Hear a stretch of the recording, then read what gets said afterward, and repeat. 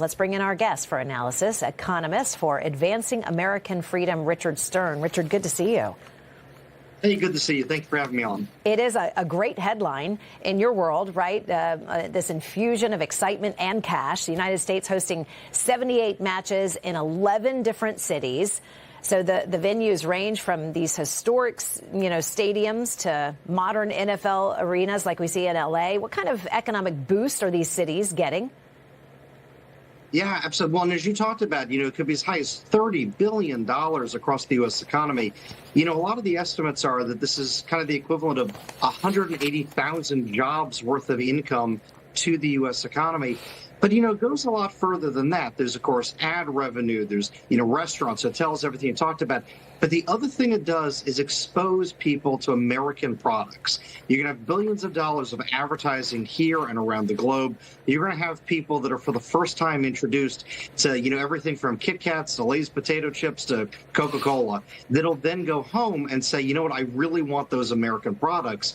And then we've opened up massive export markets just by hosting a lot of these World Cup games. And I've been seeing that. I know you have as well. Social media feeds with these visitors who've come here. I want to taste a Chick-fil-A sandwich. I want to eat at Waffle House. That's not to be ignored. That's significant. To your point, it takes it to a world stage. Absolutely. And, also to that point, franchise markets, for all you know, you're going to see Waffle Houses and Chick-fil-A's opening up in Europe and in Asia because people came here. And, think about the people who are coming for the World Cup here from the other side of the world. A lot of these are people who are upper middle class. A lot of these are entrepreneurs in those countries. You might have people that come and say, you know what, I want to open up a Chick-fil-A franchise in Korea, in Japan, wherever. And we've seen this a lot in history. The Olympics, the modern Olympics, that go back to the late 1890s.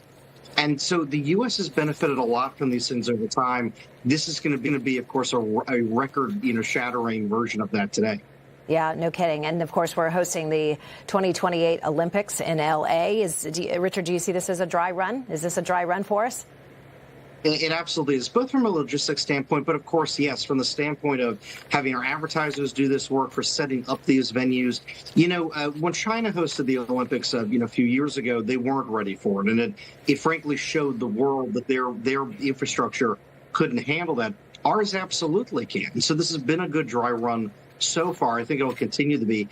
And I think you're absolutely right. It really demonstrates to the globe that America is, as always, open for business and the lead innovator. And we got the best products. Absolutely. Get those products moving on a global stage. Lots of exporting. Economist for Advancing American Freedom. Love the title. Richard Stern, great to see you, sir. Thanks for being here.